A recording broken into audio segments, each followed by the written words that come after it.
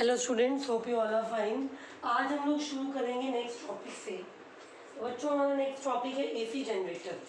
कि क्या है ये AC generator? It is the device which converts the mechanical energy to electrical energy. ऐसा डिवाइस जो मैकेनिकल एनर्जी को इलेक्ट्रिकल एनर्जी में कन्वर्ट करता है उसे हम एसी जनरेटर कहते हैं।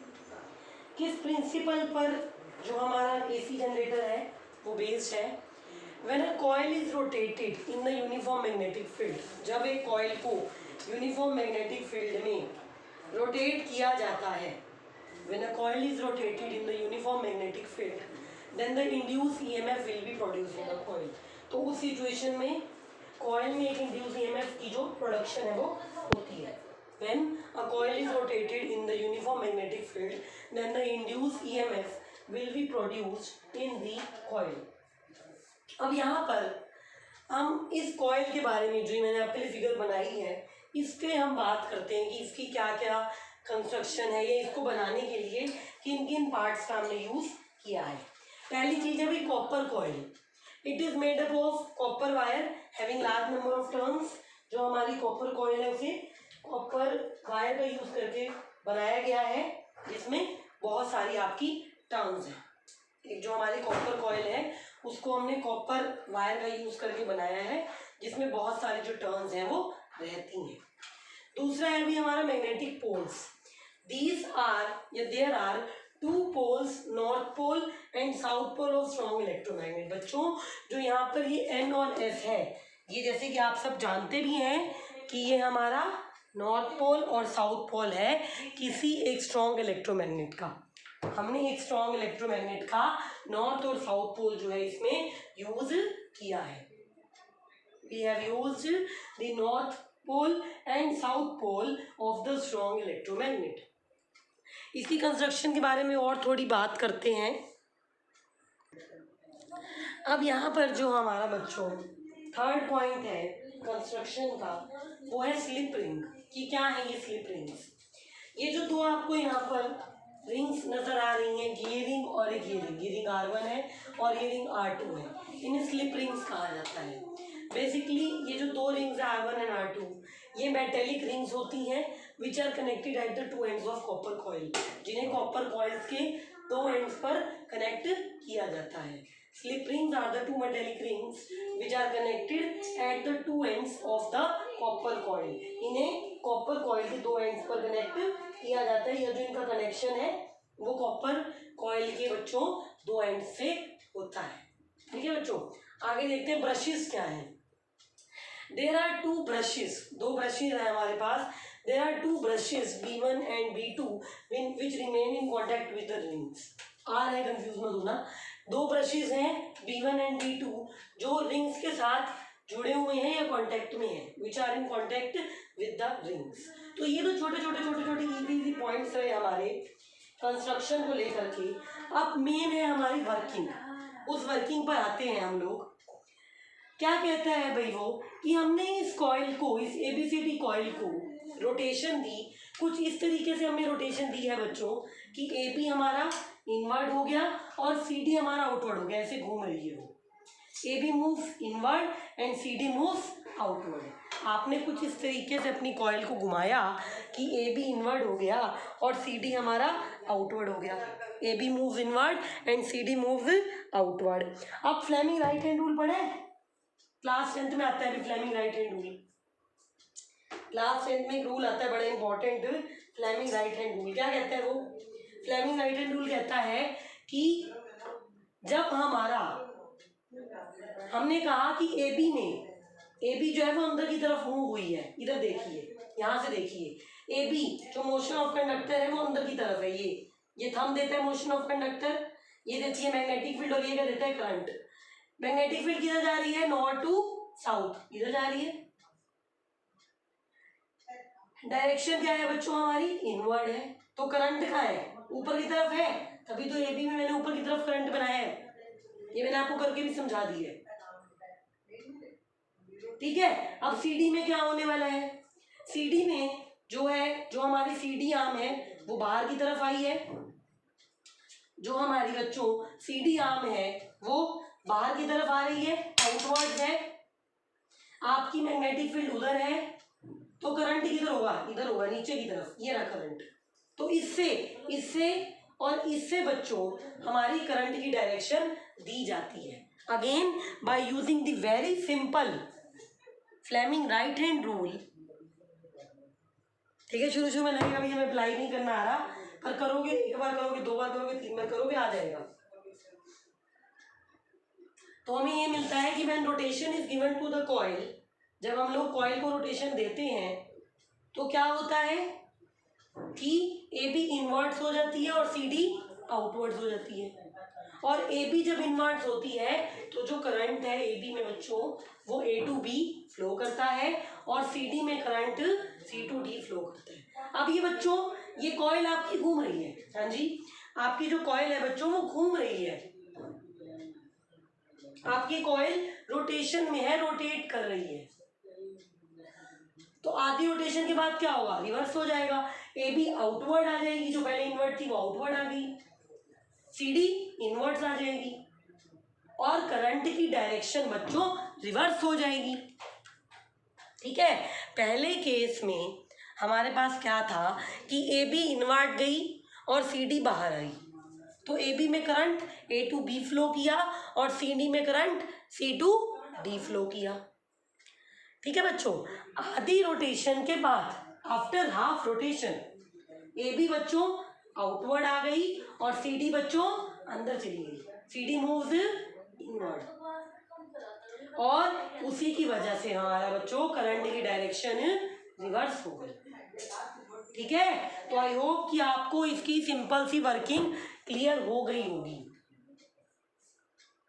कि जब इनवर्ट जाएगा तो क्या होगा, आउटवर्ड जाएगा तो क्या होगा। अब आधी रोटेशन के बाद करंट की डायरेक्शन रिवर्स हुई है, अल्टरनेटिंग करंट कौन सा होता है, जिसमें after and half rotation the value of current और वी कैन सिंपली से the direction of current reverses. तो इस तरीके से जो ये जनरेटर है, जो ये हमारा डिवाइस है वो एसी को जनरेट करेगा। ठीक है बच्चों, हमारा जो डिवाइस है, क्योंकि हमने कहा आधी रोटेशन के बाद करंट की डायरेक्शन रिवर्स हो रही है, करंट की डायरेक्शन रिवर्स हो रही है, तो इसीलिए ये जो हमारा डिवाइस है वो क्या करेगा, करंट की प्रोडक्शन या एसी करंट ऑल्टरनेटिंग करंट बनाएगा। ठीक है, आगे चलें। अब एसी हमने देख लिया, अभी एसी कैसे जनरेट हुई, वर्किंग देख ली हमने, कंस्ट्रक्शन देख ली। एक बच्चों इसको छोटा सा प्रूफ है, फॉर्मूला है, वो देख लेते हैं। हाँ जी बच्चों, एन हमारा क्या है, नंबर ऑफ टर्न्स, ए हमारा क्या है, area enclosed by each turn of the coil. N हमारा है number of turns of coil, A हमारा है area enclosed by each turn of coil, B है बच्चों strength of magnetic field, phi है angle which normal to the coil makes with the magnetic field, कि normal to the coil जो है वो magnetic field या बी के साथ कितना एंगल बनाती है। फ्लक्स की वैल्यू तो होती है बी डॉट ए होती है, पहले वाली वीडियो याद है, पहले जो पढ़ाया था वो पढ़ा था बच्चों, उसमें मैंने आपको पढ़ाया था, भूल गए हो, जिसने नहीं पढ़ा उसको पढ़ो। फाई की वैल्यू होती है बी डॉट ए, तो एन टर्न्स के लिए फाई या फ्लक्स की वैल्यू बन जाएगी N B dot A. N turns के लिए आपकी जो फ्लक्स की वैल्यू है बच्चों वो बन जाएगी एन बी डॉट ए, यानी कि एन बी ए कॉस थीटा, एन बी ए कॉस थीटा। अब ईएमएफ क्या होता है, इंड्यूस ईएमएफ का क्या फॉर्मूला है, minus D five by d T है, E is equal to minus G phi by dt, relation between flux and induced EMF E। तो अगर फ्लक्स का एक्सप्रेशन हमारा NBA cos of omega t है, अगर फ्लक्स का expression हमारा NBA cos of omega t के बराबर है, तो आपकी E की वैल्यू कितनी होगी, minus d by d t into NBA cos omega t, minus d by d t minus d by d t into में N A B cos of omega t, क्योंकि थीटा हमारा omega t है, minus N B A constant बाहर ले लिया, cos theta का integration minus sine theta, और sorry cos theta का डेरिवेटिव माइनस साइन थीटा, और ये जो ओमेगा है वो यहाँ आ गया। क्यों ये ओमेगा क्यों आया भाई, डेरिवेटिव करना आता है, कॉस थीटा करोगे तो माइनस साइन थीटा आ गया, यानी कि माइनस साइन ओमेगा टी आ गया। ठीक है बच्चों, कॉस थीटा का करा तो माइनस साइन ओमेगा टी आ गया, और ओमेगा टी का डेरिवेटिव करा विद रिस्पेक्ट टू टी तो ओमेगा आ गया। तो यहाँ से हमारे पास बच्चों ओमेगा आ गया है। तो ई की वैल्यू कितनी बन गई, minus N B A into में minus sine of omega t into omega, या N B A omega sine omega t, N B A omega sine omega t. अब इस ईएमएफ की वैल्यू, इस इंड्यूस्ड ईएमएफ की वैल्यू बच्चों maximum कब होगी, जब ओमेगा टी कितना होगा, 90 होगा। क्यों, क्योंकि साइन 90 की वैल्यू क्या होती है भाई, साइन 90 की क्या वैल्यू होती है, साइन 90 1 होता है, पता है सबको पता है, साइन 90 की वैल्यू होती है 1। तो जो मैक्सिमम वैल्यू होगी इंड्यूस्ड ईएमएफ की, जिसे आप ई नॉट से रिप्रेजेंट करोगे, वो होगी N B A omega. Maximum value होगी इंड्यूस्ड ईएमएफ की N B A omega.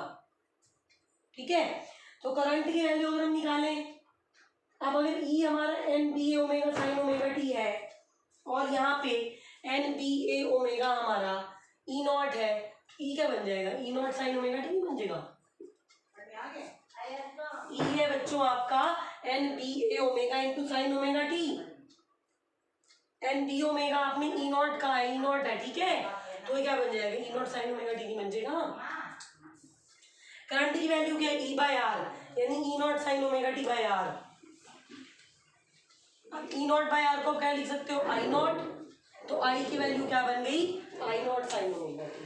With this हमने बच्चों दो इंपॉर्टेंट एक्सप्रेशंस की वैल्यू निकाली है।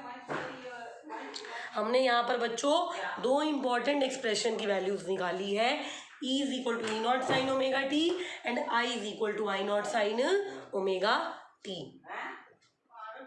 विद दिस आज हम लोगों ने पढ़ा कि एसी जनरेटर क्या है भाई, क्या करता क्या है, एसी जनरेटर की या एसी जनरेटर का प्रिंसिपल क्या होता है, एसी जनरेटर का सर्किट या एसी जनरेटर जो डिवाइस है उसको बनाने के लिए क्या क्या हमें चाहिए, कैसे कैसे हम जोड़ेंगे, कंस्ट्रक्शन क्या होगी, एसी जनरेटर की वर्किंग क्या है, और एसी जनरेटर के केस में ईएमएफ या इंड्यूस ईएमएफ और इंड्यूस करंट की वैल्यू बच्चों क्या होने वाली है। With this we are going to continue the next topic from the next video.